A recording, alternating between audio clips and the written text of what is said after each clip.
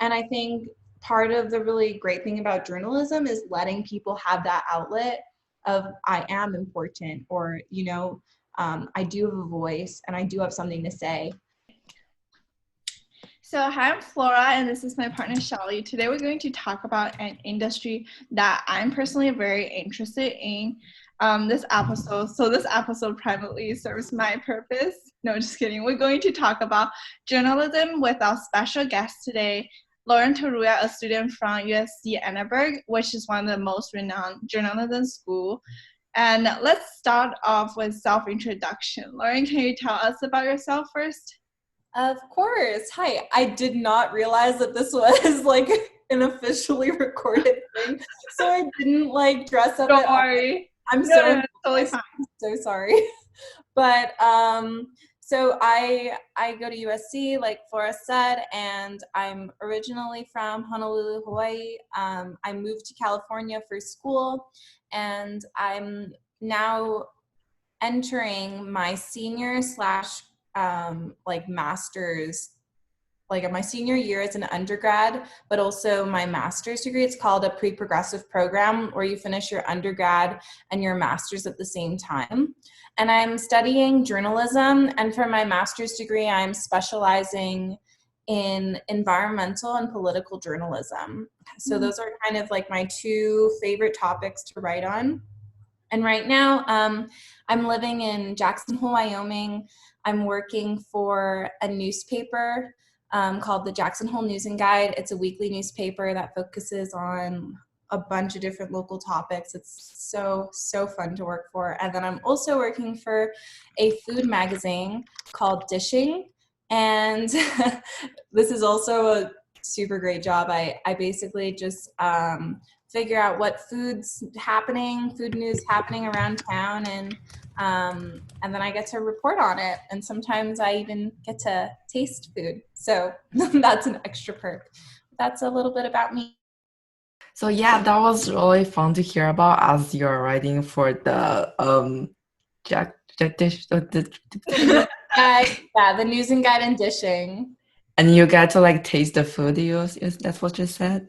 Yeah, sometimes if it has to do with like what the food tastes like, naturally I'll have to try it to be a accurate reporter.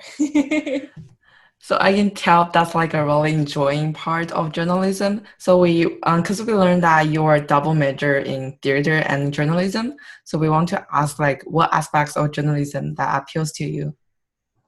Yeah, so I started off at USC as a theater major. It was my original passion to just be on stage and perform. But as I kind of went along that path of doing theater, I realized that there was also kind of a different side of me that didn't feel quite full. So I decided to switch or get a double major in journalism and kind of experience what that was like. So I pretty much dedicated an entire semester to just journalism courses and to put theater kind of on the back burner. And I loved it. I think what really got me interested in journalism was the fact that you never really know what you're going to be writing about or what you're going to be talking about. And it allows you to take a little step into somebody else's life, which I think just helps me become a more well-rounded person, a more open-minded person, and it makes me think a lot more, which sometimes isn't a good thing. Sometimes I'm like, oh my gosh, I don't want to think anymore. But it's also like I'm just wowed by the things that people do, especially in terms when we're talking about like environmental reporting. Last summer, I spent a lot of time in Hawaii, and I met a lot of people who are doing things for coral reef preservation and changing the way we use sunscreen chemicals on our bodies in terms of how it affects coral reefs. Just like really interesting studies that people dedicate their lives to, and I have the honor of telling other people about it. And to me, that's definitely the most rewarding part about journalism, is that you get to share other people's amazing works with others. And of course there's the down part where sometimes it's like somebody's house burned down, or like there was a robbery, or it's not always going to be the most positive thing, which can be hard. But to me, when I do get those stories that I'm super excited about, it's always fun to just like pour my whole self into that. And that's really what I find super rewarding about journalism.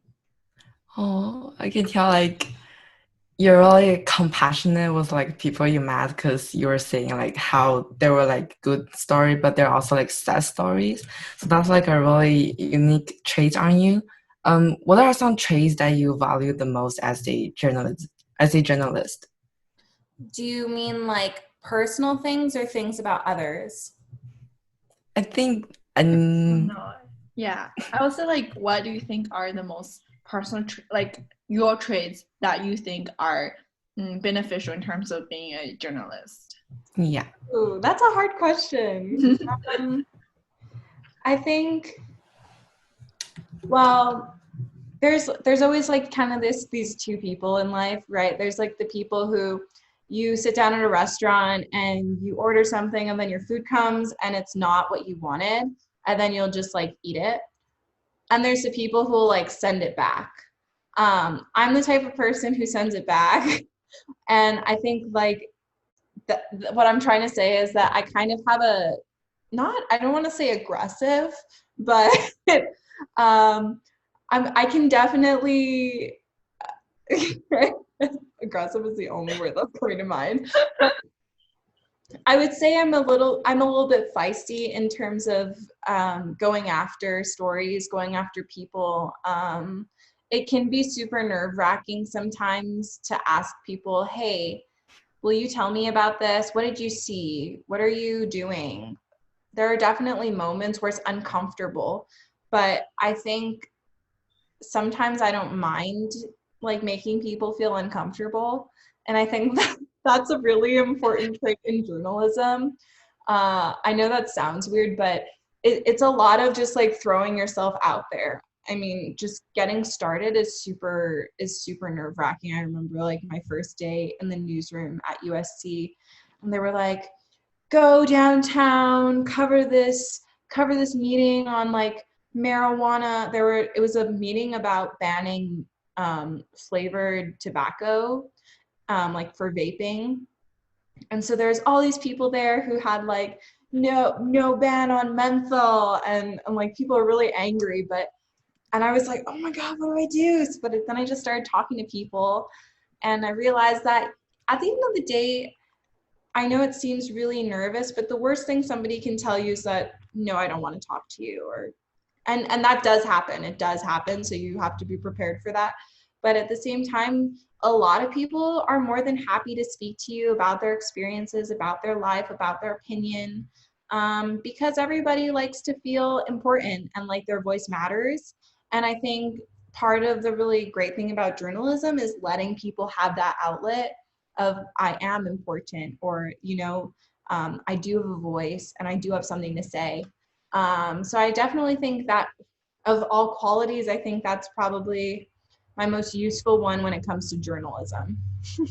Hmm. Yeah, I like that a lot. I think journalism can really teach people to like face the uncomfortable situation and really step out of like the comfort zone. So yeah, I think that's awesome.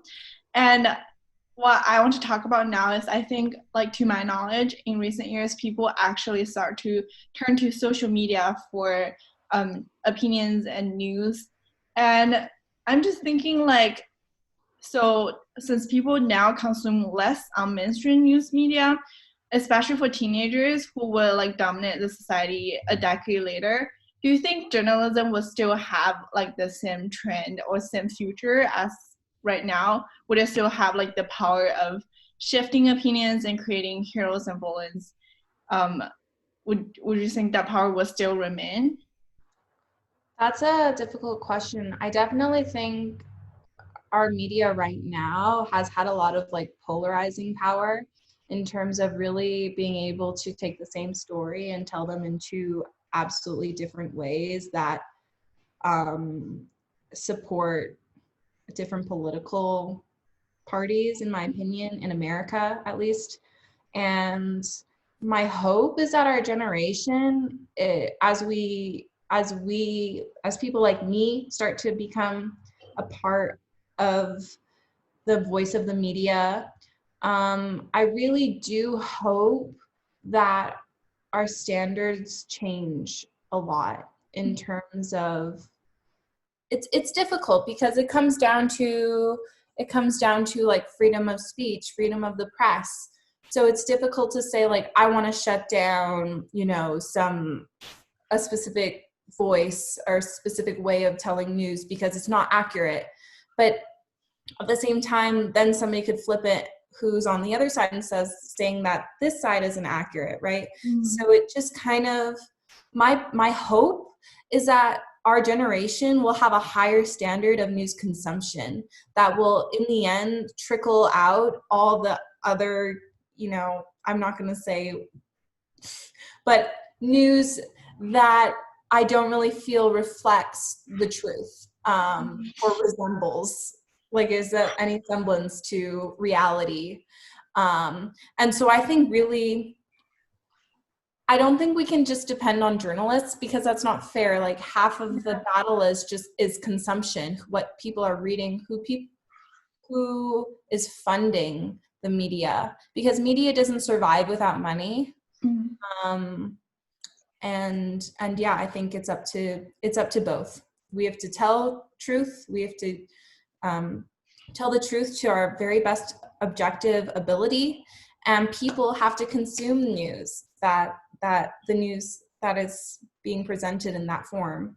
And that's, to me, how we will get out of this cycle of the media dominating and polarizing America. Yeah, I think that's actually really well said. And there's a similar question to that, which is, so we see news as like the goal of news is newsworthiness and objective reality. But what are your thoughts on fake news that only focus on newsworthiness but neglect objective reality? I think it's a shame because at the end of the day, like, all media tends to get like rammed together into one little cluster. And so it's like once there's like one bad seed in the mix, like it just kind of spreads to the whole. And that's created this huge mistrust in the media. And I'm not saying that people like shouldn't mistrust the media. There are definitely sites and platforms that people don't tell the truth at all. And it's hard. I mean, at the same time, it's freedom of the speech, freedom of press, and but at the end of the day, I think, it kind of just comes back to my last answer. That's really just kind of a balance between the two. And fake news is something that's really unfortunate within our society, but also it's already happened. So now it's more like, where do we go from here? Yeah, because news are still means of distributing like real information about the world, not fake information. And also something that's really interesting to me is that the main difference between social media and news outlets is algorithm. So social media actually like algorize its contents. People see what they want to see, but news does do the opposite, which basically just force people to see all sides of opinion, not just a unilateral information. But since that less and less people are turning to news, do you think that like in the future that conventional news will ever turn to algorithm for an option? Personally, I do feel like they've already turned to that way, just by not necessarily by the way like it's programmed, but by the way that, for example, okay, let's take MSNBC and Fox News, right? Yeah. Right? Yeah. And take like the same story. I don't know. Say it's something that happened like really recently, like how I don't know if am I allowed to get political? I guess I have to because it's journalism. Yeah.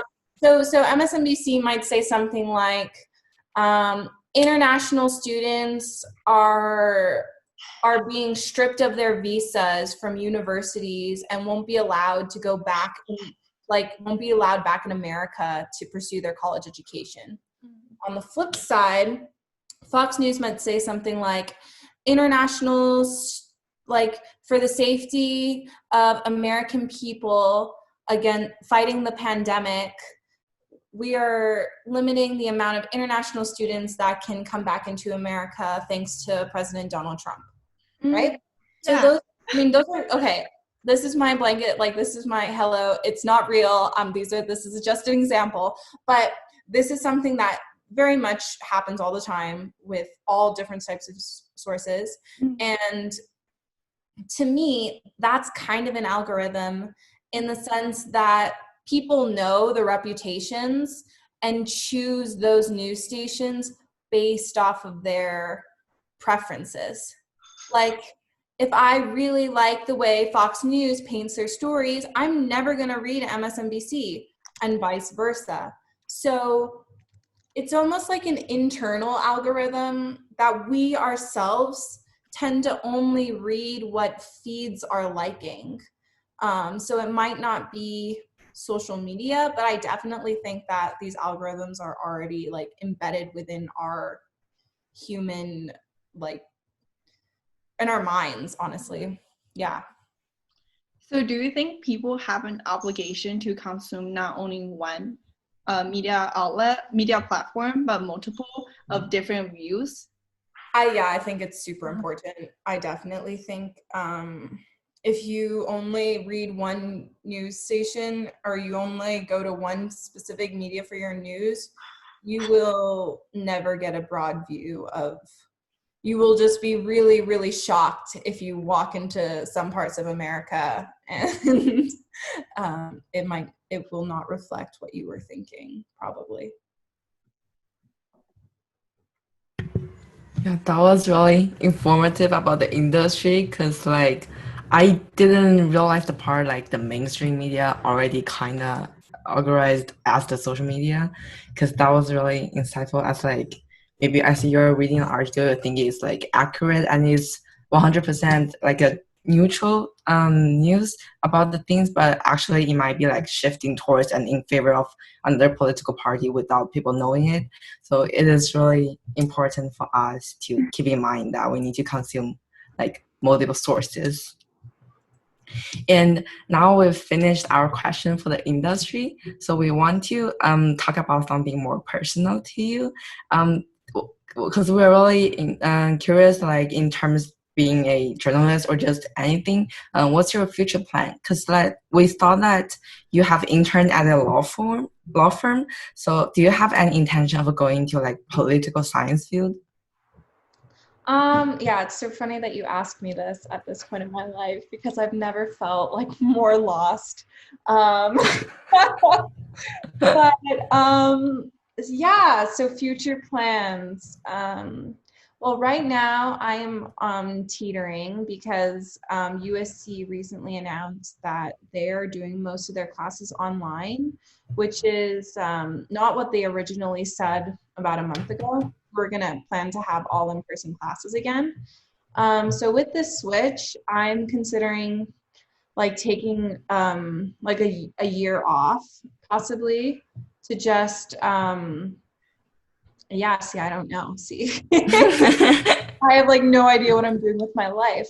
But I mean part of me is just telling myself to stay curious, stay open in terms of options of where to go, what to do. I think if I get to the bottom of like what fires up like my heart and my passion, it always comes back to like serving others. I really love helping others, and in a lot of ways that comes back to just like serving underrepresented communities and people of color, people of lower socioeconomic backgrounds. So that's a huge part of my like what lights me up, and part of that to me is journalism because we're able to share people's stories. So I think that's a really, I also agree, like possibly going to could be an option, because that's very much, I mean, depending on, there's so many different types of areas that you could go to after law school, which I wouldn't even begin to know what direction. But for obvious reasons, it's definitely another path. The thing is, I think pretty much all jobs serve teachers and, you know, lawyers and doctors, journalists and writers. We all serve each other. It just depends on what language we use and what we're saying and what platforms we're using to share our opinions and our thoughts and our future plans. For me, my future plan is to hopefully help others. And I don't know where or what specifically it is, but that's just my, oh, I'm going to be happy. So, yeah. Definitely, journalism and helping them to share their stories and help them to gain their rights. Do you have any tips for high school students or just anyone who is interested and might want to pursue passion in journalism? Definitely. So I think a big part of journalism in high school is just finding your own voice. Find a topic or anything, a movement, that you feel passionate about, and follow it. Follow it on social media, follow it on the news, write about it, watch documentaries on it, because I think journalism is fueled by passion. And although we always share our opinions, we're definitely doing the work to understand both sides and story. And so I think if as a high school student you can experience what it feels like to be part of a movement, to be so passionate about something, you'll be able to have the experience and the empathy to share that in your writing or in your videos or whatever platform you're trying to go.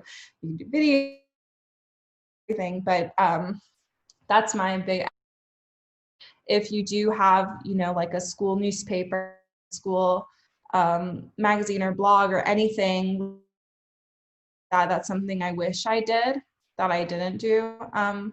In high school, I did a lot of like theater. I was like in every musical and every play, but I really do wish that I had taken more time to be a part of like the school yearbook committee or the school newspaper, because it's definitely a great way to start to develop your own voice. Because I think when I really think of my favorite journalists, they're people who have developed their own voice. They're distinguished. They don't sound like every other news of the day. They have a certain style and a certain way of understanding and capturing a person that I think is really, really beautiful. And if you can develop that at a young age, like more power to you. So that'd be my advice. That's what sharing advice. Like, I hope like everyone who's having passion in journalism could really go and just pursue their passion. Just go for it. And thank you so much. So we love to explore your opinions and thoughts on journalism, and I'm sure we all can like gain valuable. Thank you. Thank you so much for having me. Yay.